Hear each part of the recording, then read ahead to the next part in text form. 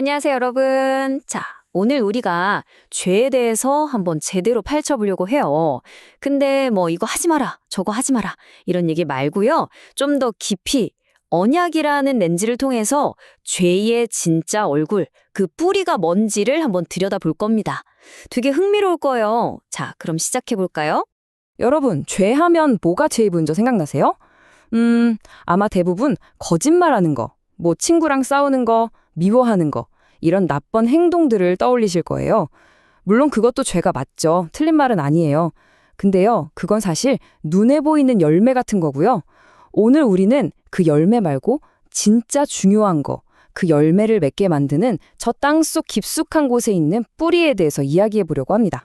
그래서 이 뿌리를 보려면요, 우리가 질문을 좀 바꿔야 해요. 맨날, 내가 오늘 무슨 잘못을 했지? 여기서 맴도는 게 아니라 진짜 던져야 할 질문은 바로 이거예요. 내 삶의 주인은 과연 누구인가? 모든 게 바로 이 질문에서 시작됩니다. 정말 중요한 질문이죠. 네, 맞아요. 진짜 문제는요, 다른 게 아니라 바로 내가 주인 노릇하는 삶, 그 자체에 있다는 거예요.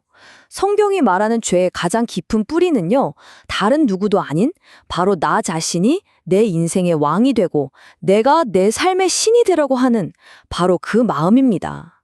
창조주를 밀어내고 내가 그 자리에 앉으려는 거죠. 자, 그럼 죄의 본질, 이걸 한 문장으로 딱 정의해 볼게요. 그건 바로 하나님의 주권을 거부하고 내 마음대로 살려는 패도예요. 좀 더 쉽게 말하면 이건 옳고 저건 틀렸어. 이건 좋고 저건 나빠. 이걸 누가 정하냐? 내가 정한다. 이렇게 선언하는 거예요. 내 인생의 법은 내가 만들겠다. 이거죠.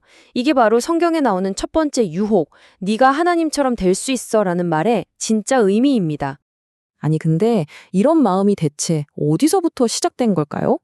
성경을 보면요, 그 시작은 바로 마귀의 속삭임이었다고 해요. 근데 그 속삭임의 핵심이 뭐였냐면 바로 의심이었어요. 야, 하나님이 진짜 너한테 제일 좋은 걸 주실까? 아닐걸? 이런 식으로 하나님의 선하심, 그분의 약속을 의심하게 만드는 거죠. 생각해 보세요. 아담과 하와가 선악과를 먹은 게 그냥 배고파서 과일 하나 따먹은 걸까요? 아니죠. 그건 내 삶의 규칙, 누가 정할 거야? 하나님? 아니면 나. 이 주도권을 둔 싸움이었던 거예요.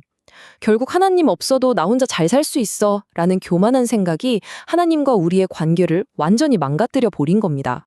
바로 이 구절이 그 모든 상황을 딱 보여주죠. 너희가 하나님과 같이 되어 선악을 알게 될 거야.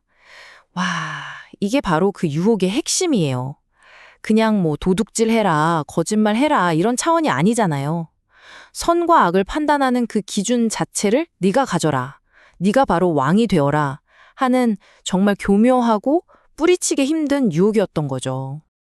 자, 이렇게 내가 주인된 삶이 죄의 본질이라면 그럼 이것과 완전히 반대되는 삶은 어떤 모습일까요? 바로 예수님의 삶을 보면 그 답을 알 수 있습니다. 한번 예수님의 삶과 우리의 삶을 딱 놓고 비교해 볼게요. 그 차이가 정말 명확하게 보일 겁니다. 자, 이 표를 한번 보세요. 차이가 확 느껴지시죠? 왼쪽이 바로 자기 주권의 삶, 즉 죄의 길이에요. 내 생각, 내 판단, 내 힘으로 어떻게든 해보려고 하죠. 근데 결국 하나님과 원수가 되는 길로 가게 돼요. 반면에 오른쪽, 예수님의 길을 보세요. 예수님은 단 한 번도 자기 생각대로 사신 적이 없어요. 오직 아버지의 말씀, 아버지의 뜻을 따랐죠. 내주하시는 아버지의 능력으로 행하셨고요. 삶의 주인이 내가 아니라 아버지가 되셨던 거예요. 바로 이게 하나님이 원하시는 진짜 아들의 삶의 모습입니다. 그러니까 결론은 이거예요. 죄의 본질이 뭐냐? 바로 그리스도의 영으로 살지 않는 모든 삶, 그 자체가 죄라는 겁니다. 좀 충격적인가요? 내가 아무리 착하게 살려고 애쓰고 선하게 살려고 노력해도 그 삶의 운전대를 내가 잡고 있다면 그건 여전히 자기 주권의 삶, 즉 죄의 방식이라는 거죠. 그 주체가 누구냐가 정말 중요한 겁니다. 와, 그럼 이 문제에서 어떻게 빠져나올 수 있을까요? 해결책이 있긴 한 걸까요? 네, 있습니다. 성경은 우리에게 아주 독특하고 강력한 해결책을 하나 보여주는데요. 바로 마음의 할례라는 겁니다. 할례? 그게 뭐지? 좀 낯설게 들리죠? 이게 대체 무슨 의미인지 한번 알아볼게요. 마음의 할례는요, 비유하자면 마음에 하는 수술 같은 거예요. 뭘 잘라내는 수술이냐? 바로 내가 주인 노릇하려는 마음, 즉 나의 주권을 잘라내는 겁니다. 내 힘으로, 내 고집으로 살려는 그 육적인 방식을 싹둑 잘라내버리고 그 자리에 하나님의 다스리심, 그분의 방식을 온전히 받아들이는 거죠. 아주 단호한 결단이에요. 다시 말해서요, 나의 노력에 의지하는 걸 그만두고 하나님의 약속을 붙드는 거예요. 내가 어떻게든 해보려고 끙끙대던 그 짐을 내려놓고 이제는 하나님이 해주시겠다고 약속하신 걸 믿고 그분께 모든 걸 맡기는 거죠. 완전한 항복이자 완전한 신뢰 롤의 전환입니다. 이건요, 성경 정체에서 반복되는 아주 중요한 패턴이에요. 하나님의 놀라운 역사는요, 항상 인간의 항복 이후에 시작됐다는 사실. 한번 보세요.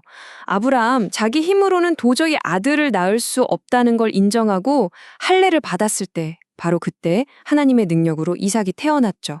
모세도 그랬고요. 여호수아도 가나안 땅에 들어가기 전에 모든 백성에게 할례를 행했어요.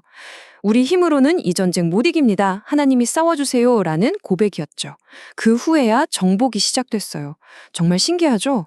자, 이렇게 나의 주권을 포기하고 하나님께 항복할 때 바로 그때부터 하나님의 언약이 내 삶에서 진짜 현실이 되기 시작하는 거예요. 그럼 이 새로운 시작, 이 새로운 삶은 구체적으로 어떻게 사는 걸까요? 한번 그 방법을 알아봅시다. 새 언약의 삶을 사는 법, 이렇게 4단계로 정리해 볼 수 있어요. 첫 번째, 가장 중요한 거죠. 마음의 할례를 통해 내 인생의 주권을 하나님께 완전히 넘겨드리는 거예요. 그리고 두 번째, 이제 내 양심이나 내 지혜로 어떻게든 잘 살아보려는 노력을 멈추는 겁니다. 그 다음, 세 번째 단계가 중요해요. 바로 내 안에서 말씀하시는 그리스도의 영, 성령님의 음성을 듣는 법을 배우는 거죠. 그리고 마지막으로 그 음성을 따라 한 걸음 한 걸음 살아가는 거예요. 이게 바로 하나님의 진짜 아들, 딸로 살아가는 모습입니다. 로마서 8장 14절 말씀이 이 모든 걸 딱 한 문장으로 요약해 줍니다. 무릇 하나님의 영으로 인도함을 받는 사람은 곧 하나님의 아들이라. 바로 이거예요. 우리가 추구해야 할 삶은 그냥 죄 안 짓고 살아야지 하는 소극적인 게 아니에요. 적극적으로 하나님의 영에 이끌림 받으면서 나는 하나님의 아들이다, 딸이다 라는 이 엄청난 신분을 매일 누리며 사는 겁니다. 결국 죄와의 싸움에서 이긴다는 건요, 내가 그토록 붙들고 있던 이 초라하고 깨진 내 왕좌를 버리고 그 대신 하나님의 가족, 그분의 자녀라는 따뜻하고 영광스러운 자리를 얻는 거예요. 맞아요. 죄는 결국 우리 마음의 왕좌를 누가 차지하느냐의 싸움입니다. 그리고 그 싸움에서 이기는 유일한 길은 진짜 왕이신 그분을 내 삶의 주인으로 기쁘게 모셔드리는 것, 그것뿐입니다. 자, 이제 오늘 이야기의 마지막입니다. 이 질문을 여러분 각자에게 던지면서 마무리하고 싶어요. 오늘 이 모든 이야기를 들은 지금 이 순간 여러분 마음의 진짜 주인은 누구인가요?